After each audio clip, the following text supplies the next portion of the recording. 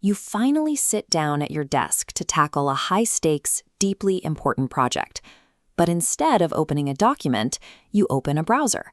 20 minutes later, you find yourself deep in a Wikipedia hole, reading about something entirely trivial.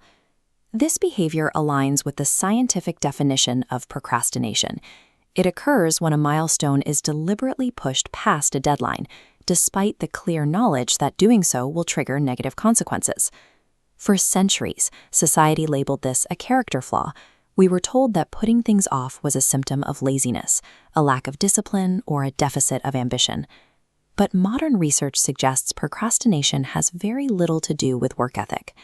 To understand why we delay, we have to look past the surface-level symptoms and examine the actual root cause. There is a strange tragedy built into human behavior.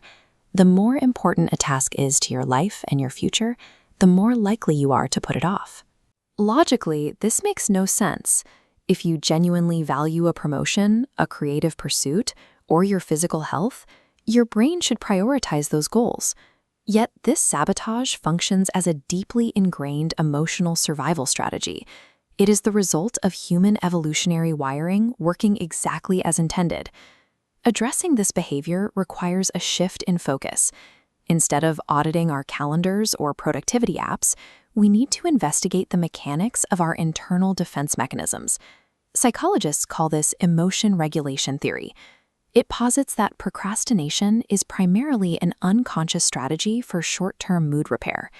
As you approach a task, your brain scans for negative emotions attached to the work, like boredom, resentment, or dread, and reacts to those feelings rather than the work itself.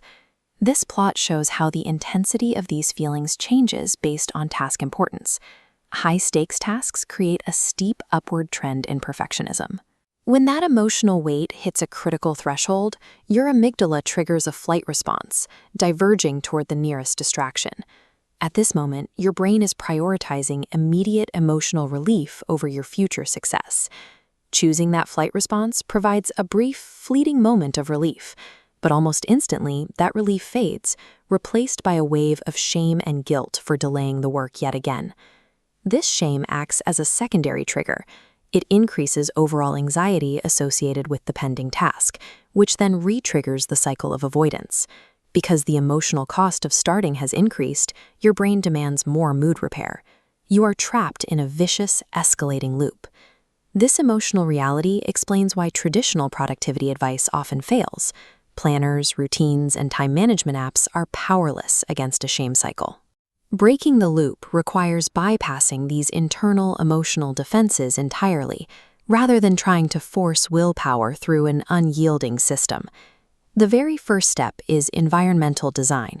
This operates on the principle of making avoidance more difficult than the actual work. By utilizing website blockers or physically isolating your digital distractions, you eliminate the option for immediate mood repair. The second step is a cognitive tactic called the minimum viable action. It is designed specifically to defuse high-stakes anxiety. Breaking a massive, intimidating task down into a ridiculously small, microscopic step lowers the emotional bar. This creates an effortless early win. This manufactured momentum bypasses the brain's threat detection system. It proves to your mind that the task is safe to engage with. The final internal tool is emotional mindfulness, deploying the R.A.I.N method to handle the urge to delay the moment it strikes.